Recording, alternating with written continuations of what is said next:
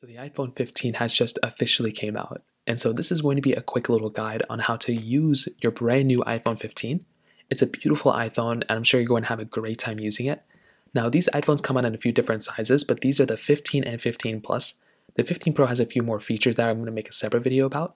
But starting off with the outside, you do have a newer type of display on your 15. So it's a 6.1-inch Super Retina Extra OLED display, very good 60 Hz panel. And you now have this dynamic island at the very top, which is very cool. I'll show you some capability behind that in a second. But that is basically that on the front display. Now on the side, you have your volume button right here. So you have these standard buttons that you can basically go through and basically up and down the volume, increase or decrease. You have your silent switch still here. So if you want to put your phone on silent mode, you can just bring it down like this. If you want to put it on silent mode, if you want to turn it on regular mode, where you can hear the ringtone and stuff, you want to switch this way. I personally keep mine silent, but you can bring it up if you want to. On the top, there isn't anything, just the antenna band. On the right side, you do have your power button. So you can easily just go ahead and power on your phone if you want to, or power down your phone, depending on what you want to do. And you also have this little antenna band here. I think this is for like Wi-Fi or something, but there's nothing really crazy you need to worry about. On the bottom though, we now have a little change. We have a USB-C port now, which is different than what we had on previous years. Now, this is how you're going to start charging your iPhone. Unless you're going to wirelessly charge your iPhone, you want to go ahead and basically use this USB-C port if you want to have a wired connection. So you can use this to plug into a monitor or external storage or whatever the case is. You can also go through and reverse charge other devices too. So if you want to charge an Apple Watch or an iPhone or some other Apple products that Apple sells, you can do that via this specific wire here. And it's actually a really nice touch. So you can use it almost like a power bank now. So that is one of the capabilities you're getting within USB-C. Now on the back, you're getting your standard little camera that you're getting. It's still a dual camera setup, wide and ultra wide camera, but you now have 10x zoom, which is cool. You have your Apple logo at the very back right here. You have wireless charging, IP certification, and that MagSafe capability is still there. If you want to use some MagSafe accessories, you have that type of capability here, which is honestly a very, very nice feature. So on the outside, that's pretty much what you're working with. There's a lot of cool internal changes that we'll talk about in a second, but that is basically that. On the lock screen, you can see I have Do Not Disturb mode, but I'll go ahead and just turn it off for the basis of this video. Once you power up your iPhone for the first time though, you'll basically come into your lock screen. So this is basically what it'll look like every single time. And you'll have your time at the very top. You'll have your date up there too. You'll have some other information up here. If you have your dynamic island, it may say a few things here and there. The front camera is right there as well. You'll have notifications that come up right here though. You can see I don't have any notifications, but if you get texts or calls or anything like that, they will basically come up in this panel and you can kind of sift through them if you want to pick a certain one. Now at the bottom left, you have your flashlight toggle, so you can turn on or turn off your flashlight depending on what you want to do. And you can quickly hop into your camera by holding down this icon, or you can also just go through and slide to the side, and you can also get into your icons. You can also slide to the left if you want to get into your widgets. So that's another really cool thing that you have the ability of doing. Now hopping back out, if you want to actually come into your home screen, you can swipe up and you'll come into your home screen. I've already set up my iPhone, so I saved you the boring part of setting up your iPhone for the first time. It's a very basic process, you just have to follow that through. But this is what the lock screen holds.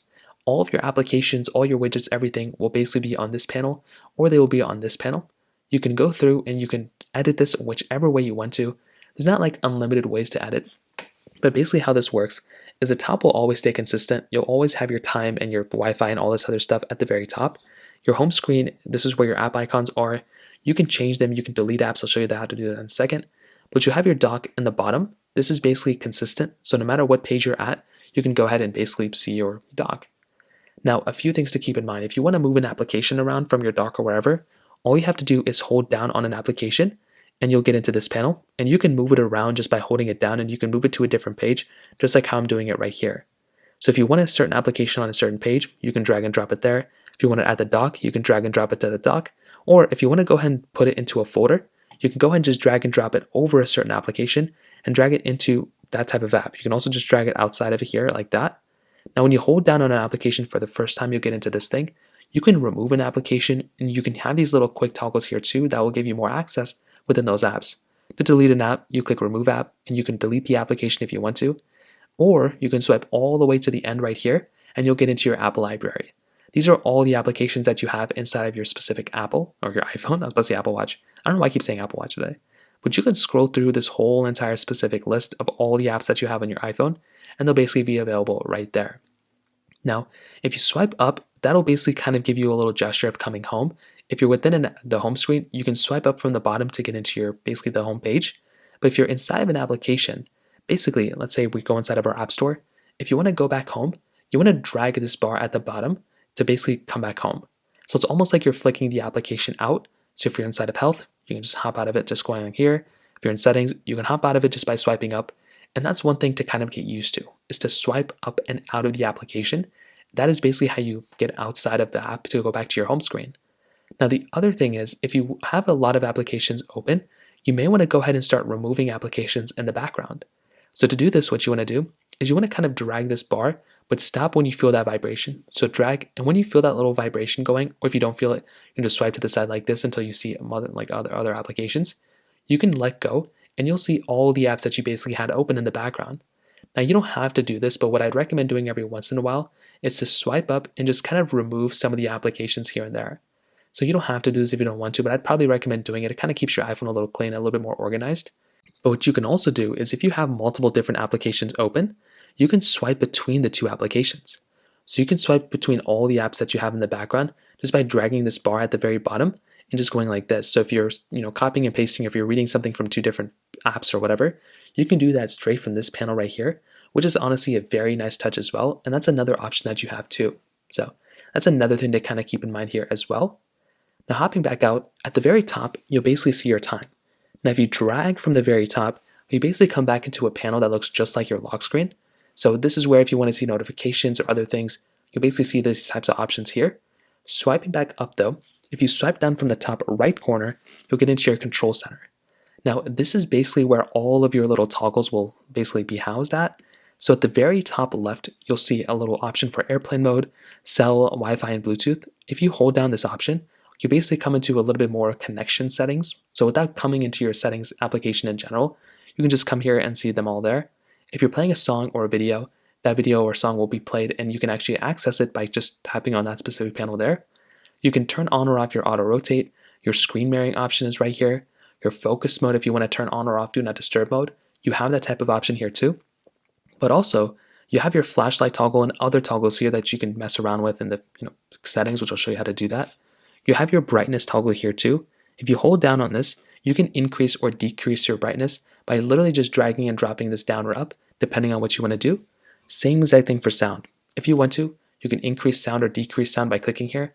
If you don't want to use the volume buttons, which I'm clicking right here, you can just do that like how I just mentioned, and that's another option that you have. Now, those are the main things. Now, the standard application that a lot of people are going to use, things like phone call, you basically be able to go ahead and make phone calls through this application. Messaging for iMessages, you can come here and basically, start messaging people, music, lots of different apps. If you ever want to download any applications, you can go inside of your app store right here, and you'll basically be able to go ahead and download any application that you want to.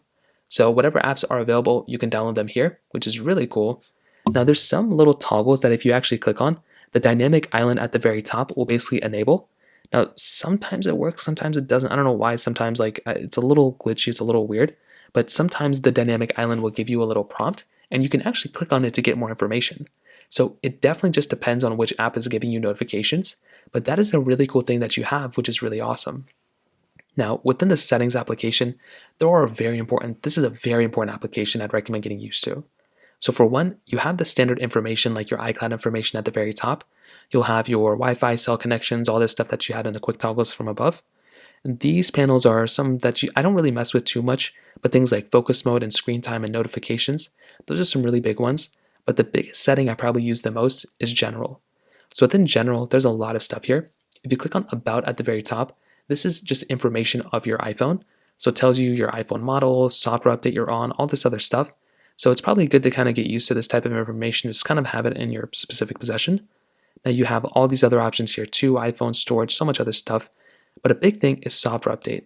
I would recommend as soon as you buy your iPhone 15 to actually go ahead and update your iPhone. You can see I'm already a version behind or 2 versions behind. So what I'd recommend doing is going through and updating your iPhone to the latest version. That is going to be something that is going to fix a lot of issues for a lot of people. And that in and of itself is a very important thing too. Hopping back out, you'll see you have control center. So if you want to edit these specific control center toggles here, you can go through and come into this panel and you should be able to go ahead and add different quick toggles like screen recording, sound recognition, so many other things you can add. just from this specific panel, which is really cool. And you can do that from this specific display.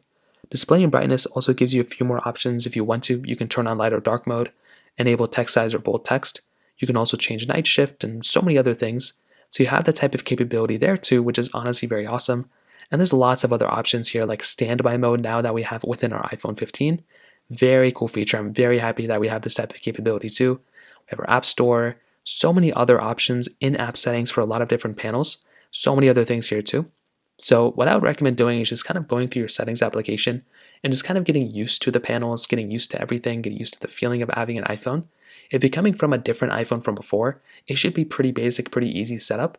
But I will tell you, for the most part, keep your iPhone 15 up to date, keep it in good condition, throw a screen protector on this iPhone and a case. I've heard a few things that the durability of this iPhone may be a little bit tough, like it may not be the greatest iPhone in that durability sense. So I'd recommend going through, keeping your iPhone in good condition, put a screen protector on it, put a case on it, and that might be the best thing to do in this case. But now you should have a decent understanding of how to use your iPhone 15, and that's pretty much how to do it. Let me know if you have any thoughts or questions. Hit the like button if you enjoyed the video, but definitely hit that subscribe button. More importantly than everything else, I love every single one of you guys. Hopefully I'll catch you guys in the next video. Peace out.